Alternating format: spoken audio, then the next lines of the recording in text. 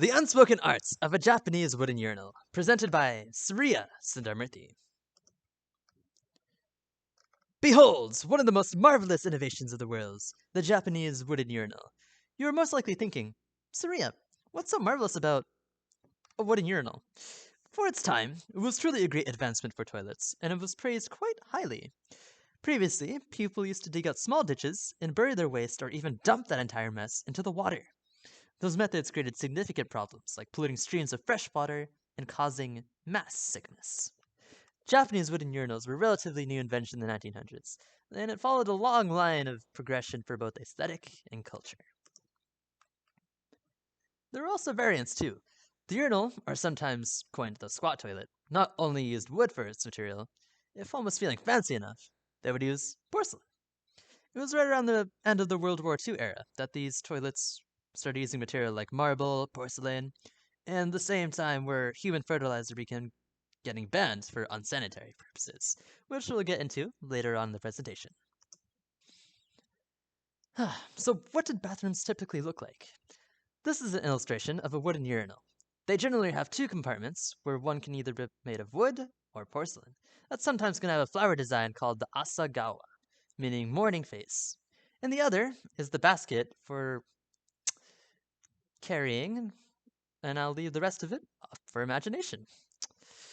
The wooden urinal was actually much more preferred compared to the porcelain surface. The reason why was that people felt more at peace when the stream hit the surface of the wood. Other examples of wood. The square bath in the corner, also used for wood for the same reason as the urinal. That also included the mizuya, which is a room dedicated to the arts of tea making called chanoyu. The use of wood is very apparent in a typical household like Mr. Yagi's home, who lived in Kyoto back in the early 1900s. Wood was commonly regarded as a peaceful material, so most traditional houses like Mr. Yagi's primarily used wood. It can be said as reference with the tea room, mizuya, being made of wood since the art of tea making revolved around being calm. And that adds to the peace, the simplicity, and the tranquility are highly regarded values in Japan, and that does not exclude where one does their business. A physiological delight, as said by a famous poet, Soseki Natsume, in regards to an actual toilet. Yes. Sometimes an herb called spruce was placed within the bowl to provide a pleasant smell, but that was more often done with the wooden style urinals. Tanizaki specifically described what prerequisites he preferred to be there when sitting upon a toilet in his book, In Praise of Shadows. He said, and I quote, "I love to listen from such a toilet to the sounds of softly falling rain, especially if it is a toilet of the Kanto region, with its long, narrow windows at floor level, where one can listen to such a sense of intimacy to the raindrops falling from the leaves and the trees, seeping to the earth as they wash over the base of a stone lantern and freshens the moss about the stepping stones." Page 4, Tanizaki. It's from every subtle sound that appears around you that can create that feeling of peace. It's similar to poetry in that kind of way, being simple yet complex, where each sound creates its own kind of music.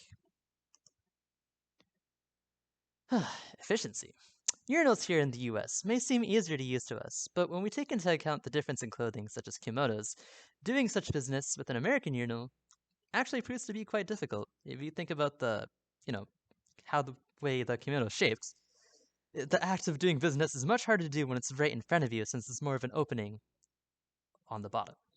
And that also brings us to the cleanliness. The entire idea of the squat toilet is to make as little contact with the bowl as possible. So with the traditional Japanese garb, the kimono, the squat toilet is much more ideal, since the kimono conveniently acts as a cover of privacy.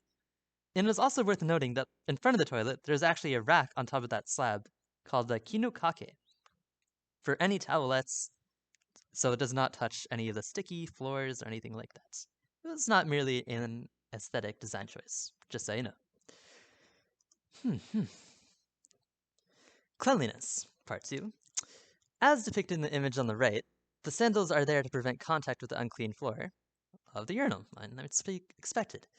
there had even been a time where human waste would be used as fertilizer, which changed due to it being a health hazard.